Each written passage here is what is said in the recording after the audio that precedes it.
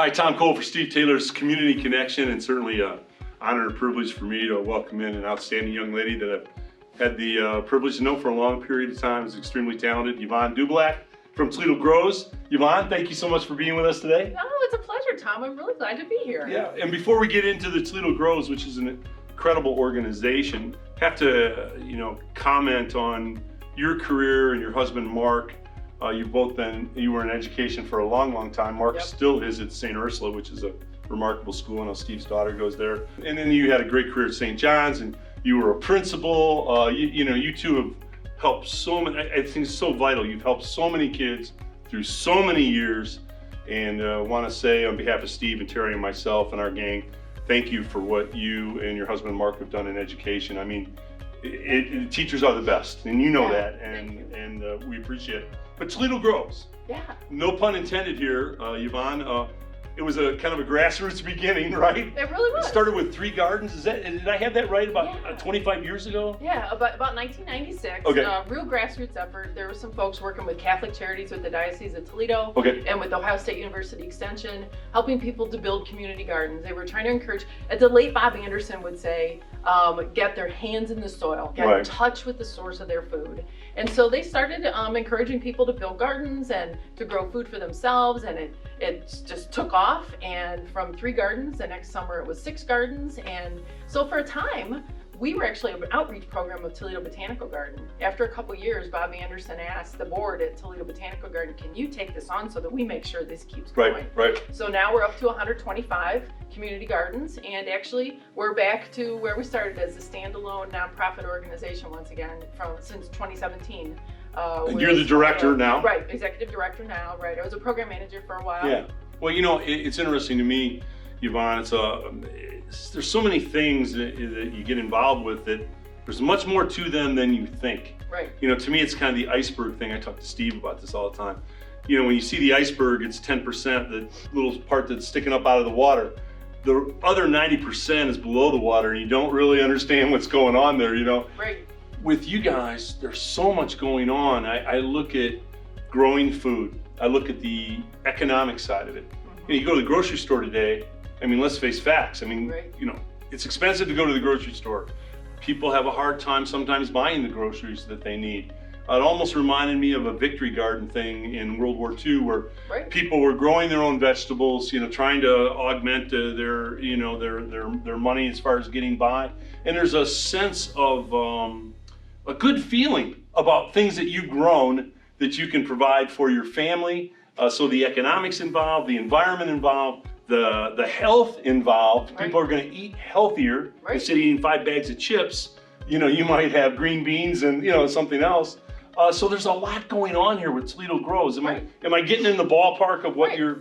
Exactly, and there's a reason that we work with community gardens rather than just individual gardens. Yeah. Individual gardens are great as well, but when we support community gardens, we take barriers away, remove barriers for people that most need some extra help to grow food for themselves.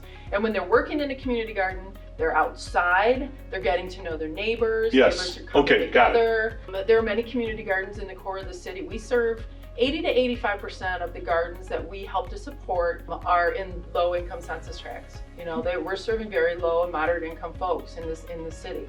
Most of them are in the core of the city. Yeah.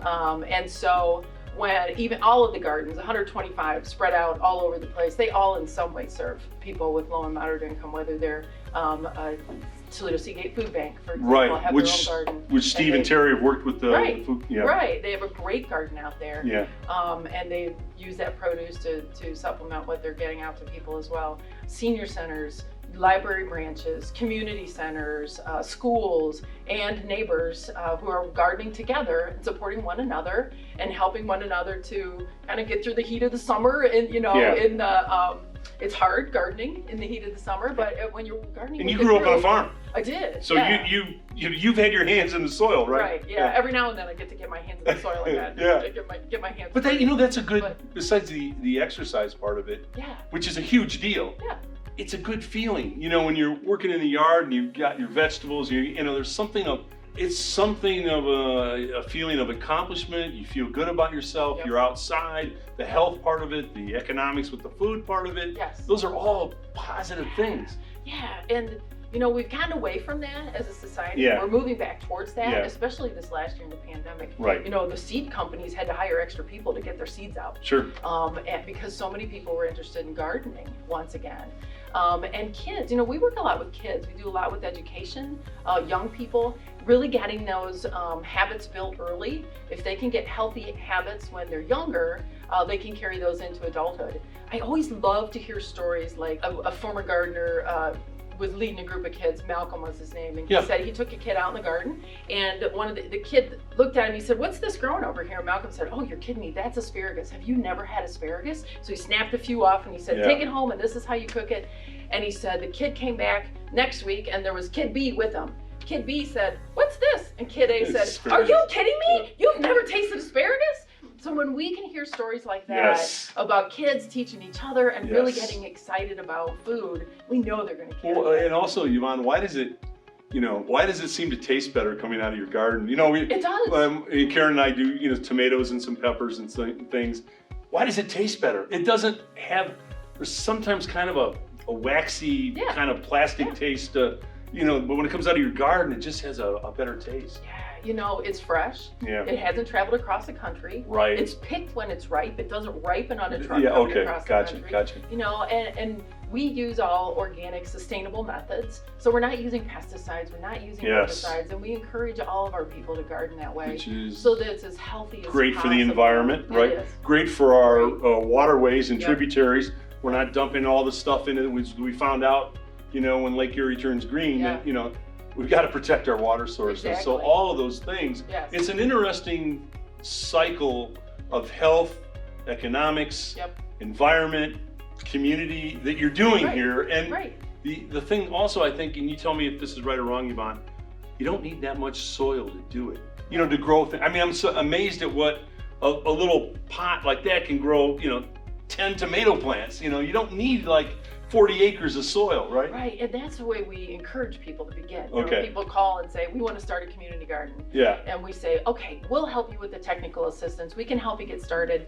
Start small. Start with a couple of raised beds. Right. You won't be overwhelmed. Right. You don't have a garden to garden in. You got a deck. You have exactly. a patio, a couple of pots, put some peppers, put some herbs. Start with herbs. Yep. Or a tomato plant or two. You could, those people that live in those areas where you can't have a garden, you could sneak tomato plants in your bushes and your other flowers too, so nobody will even know. How cool is that? Well, Yvonne, you're an incredible young lady, and your husband also, Mark, and made such a difference in our community in so many ways. I'm going to stop the interview now, and then I'm going to bring in the boss, Mr. Steve Taylor, and he'll interview you and also wrap it up. And as you know, Steve might be the nicest, most talented guy on the planet, so I'm leaving you in good hands. Thanks. Okay. Hey everybody, Steve Taylor here with Yvonne Dubielak from Toledo Grows. I am excited to be here. I love the fact that you said you grew up on a farm, you were involved in farming, you like to get your hands dirty. I get involved in a little farming. I'm a big outdoorsman. Yeah. And I've got a place in Michigan, and we try to help out the community, and we've got a farmer that comes in. He grows corn and beans, alternates every year, but we've done some fun things too with some turnips, some sugar beets, pumpkins. Even got my kids out there in the pumpkin patch. So I know what you mean about getting dirty and having fun with your own materials. But one question I did have is, what do you grow? What do you see most of the people growing in the gardens? Well, we encourage vegetables and fruits. Okay. Fruits meaning like tomatoes, what you usually would call vegetables, or berries, things like that.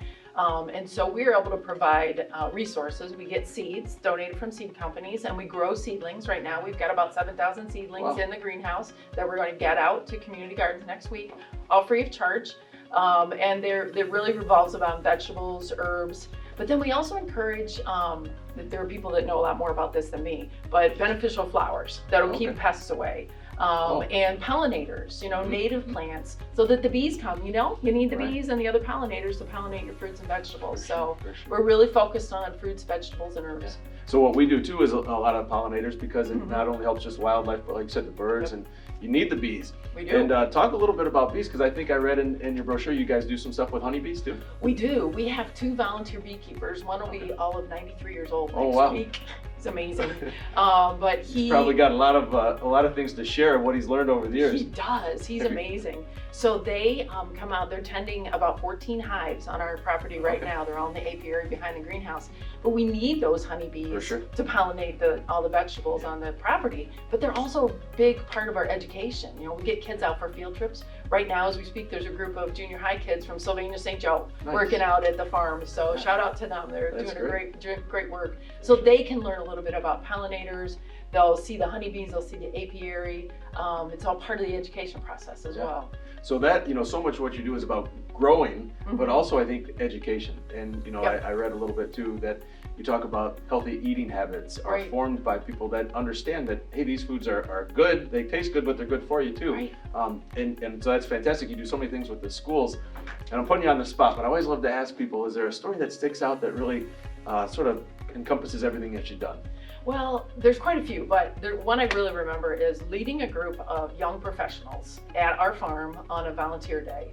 And it was in June, early June. And these are young professionals, right? You would think that they have the advantage of knowing a little bit more about produce. And I said, as we walked by a garden bed, I said to one young woman, "Oh, the strawberries are in bloom. If you feel free to pick one if you want." She said, "This is how strawberries grow?" I said, "Oh, you're kidding. This is why we do this. Pick one." It was warm. She popped it in her mouth and she just like, "Oh my gosh, I've never had a strawberry ripe like that." For us to be able to introduce to people, see, this is what fresh, healthful produce tastes like.